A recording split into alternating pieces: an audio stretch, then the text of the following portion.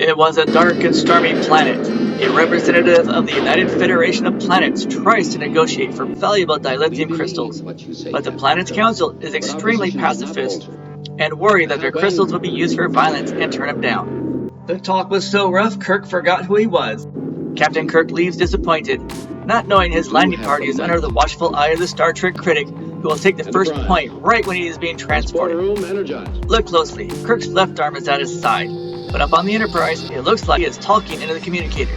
You can't move like that in the transporter, so -1 point. Today we are going to see how much video can go in without getting a copyright claim, and since there is no way they could appear in the mirror universe in a mirror uniform, another point will have to be taken. Welcome to the Star Trek Critic. Imagine each episode is treated like a school project that starts with 100 points, and 1 point is taken away for each error. Plot holes, continuity, stardate mismatch, outdated ideas, and anything else I can think of. And then we get a final score at the end. Today's episode is a fan favorite, Mirror Mirror. Yes! Where the crew gets transported into a mirror universe with a much more aggressive crew.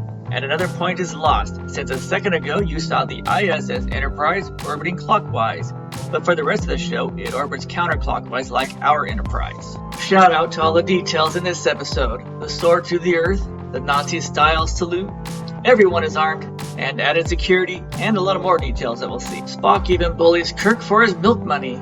Kyle gets the agonizer. It looks painful. I think I saw this in another movie too.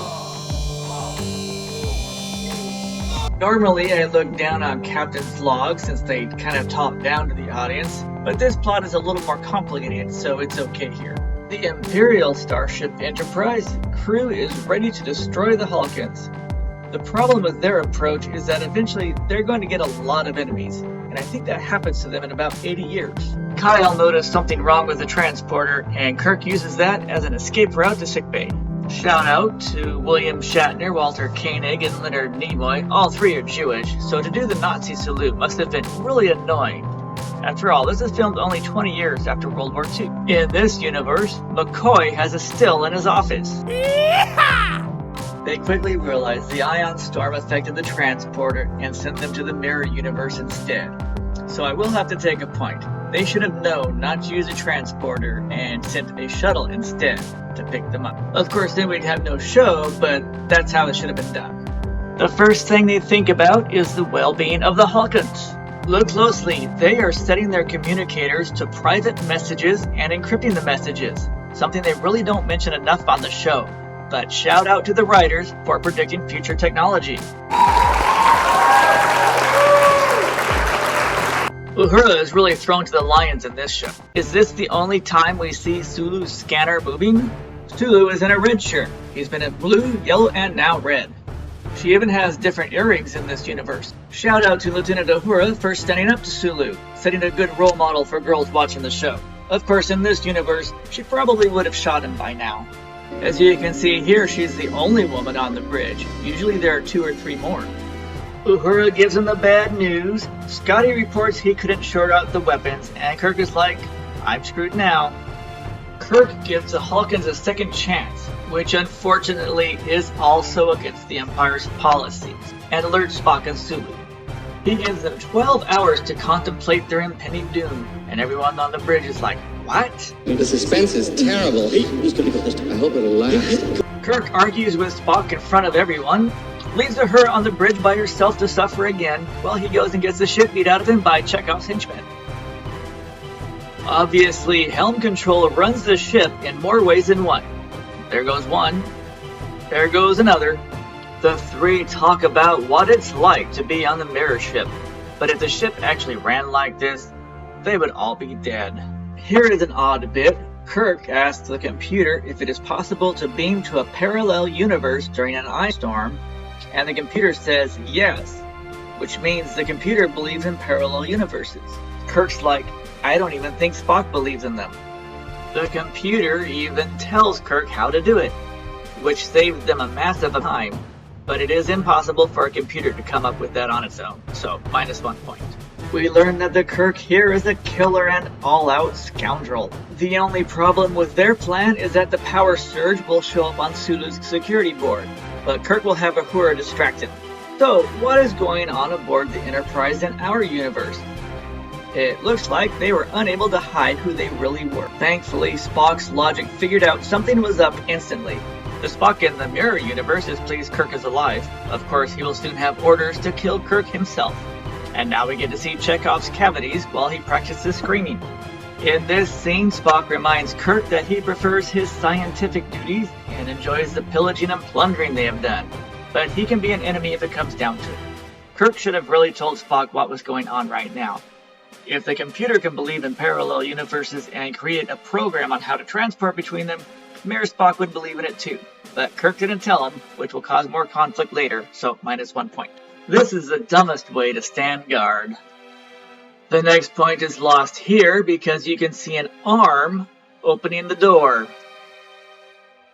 It's rare that you see Scotty and McCoy sneaking around together like this. Kirk might not want to leave the Mirror universe once he goes through this door. He's like, who is this? He probably thought he was in the wrong quarters at first. I don't think she'll buy that line on where he's been. The replicator on this Enterprise creates real alcohol. Yes! This line needs no explanation. Kirk is calculating how much time he has before Sulu calls him back. But Spock interrupts a good time by passing the bad news.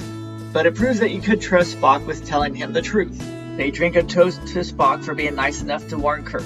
I'm sure they'll come up with another reason to drink soon. Marlena asks if she should activate the Tantalus field. Kirk thinks that means he's going to get laid. He's in for a surprise. Oh, it's a monitor. He thought it meant something else. You can see it in his eyes.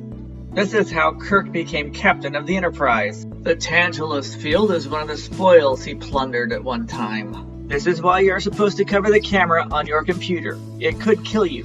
Marlena shows off her fingernail. So if Kirk doesn't kill the Hawkins, Spock will have to kill Kirk or Spock will get killed. And Marlena thinks she's gonna do it. Marlena talks about herself in the third person. Now she's got Kirk doing it. While Marlena goes to change, Kirk and Scotty panic because they are running out of time. And McCoy shows everyone he is an engineer, not a doctor.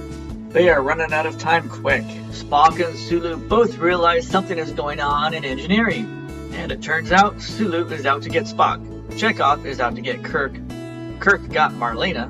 Marlena can push a button and get everyone. So everyone is out to get each other. This could be a mirror universe, or it could just be my job every day. Marlena shows up in her butterfly outfit. How did she get away with saying this on 60s TV? Yeah, I don't think either one of them can say this. He says this out loud, but secretly he's thinking, I've got 30 minutes. There must have been some friction between Marlena and the Mirror Kirk already, since she's acting like this has happened too many times before, and this is the last straw. Kirk just walked into a mess here, and he is only thinking, how much time do I have left? Which is why he got slapped. When he kissed her, she can tell the difference. And this answer means no, she is not his woman. Look out, Kirk, hell hath no fury like a woman scorned. Especially one with the Tantalus field in her grasp. Shout out to Lieutenant Uhura for distracting Sulu. She is all by herself on the bridge. And shout out to Nichelle Nichols for having great abs. Security in this universe sucks too.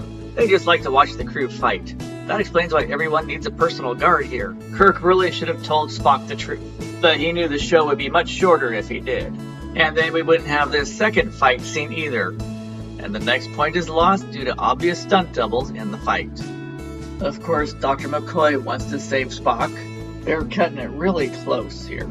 They were so distracted they don't realize they dropped their phasers, but security noticed right away. Sulu thinks he can pick up where Spock left off. I will have to take a point because Sulu's scar has magically disappeared. And now the guards magically disappear. But why did Marlena let Sulu live? She's probably still pissed at Kirk. And this is where the William Shatner-George Takei rivalry begins. Kirk wins this battle, but it looks like he learned his judo chop from Austin Powers. McCoy stays behind. They really like to cut it close here. This is why McCoy stayed behind, so Mirror Spock can do the mind meld and learn the truth. This can be taken in more ways than one. Marlena wants to go with them, but she really couldn't. They are doing a 1-for-1 exchange and she would throw them off. Marlena pulls out a phaser and Lieutenant Uhura gets to fight her. But it has to be short or else it will look like a cat fight. Yes! In the previous fight, all she did was hand the skull to Kirk so he could knock out Spock. The power is cut, and Scotty says if they bypass, one of them will have to stay behind. But this might not work either, since they are doing a 3-for-4 exchange. Can someone tell me what this mark is? Marlena sees an opportunity to go now. Spock comes in. He wants to see them off. Aww. He's going to regret his decision in a second, because this 2 minutes and 10 seconds gives Kirk time to make one of those long-winded Kirk speeches. No! This is Spock's response to what Kirk has to say. That's what she said. Spock wants to say the same thing. Kirk pays for the speech with a gift of the Tantalus field. This is Vulcan 4. Kirk says goodbye to Marlena. She liked him more than the Mirror Kirk, that's for sure. Kirk still has a few seconds to give a speech. This is Spock saying, no more speeches, please. This is polite for, nice speech, thanks for visiting, goodbye. There they go. And here they come back in their original uniforms. And everything is back to normal. This turned out to be a good screenshot. Of course, the final scene is always happy, with Kirk and Spock and McCoy ribbing each other, and this time Spock gets the last word. Although the term barbarians isn't quite accurate. Wait a second, she looks familiar. Who is this? It's Marlena Moreau.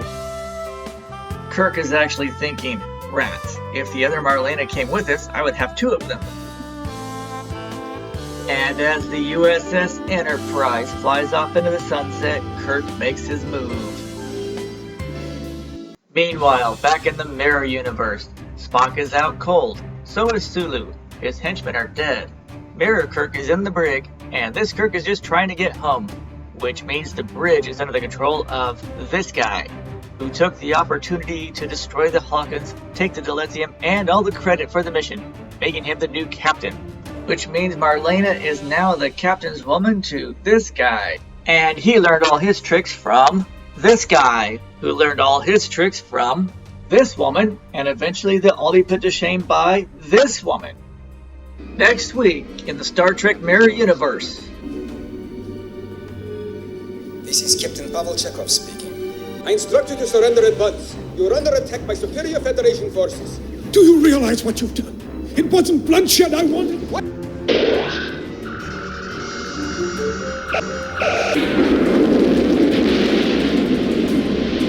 And what does the captain's woman think of Chekhov blowing up another planet?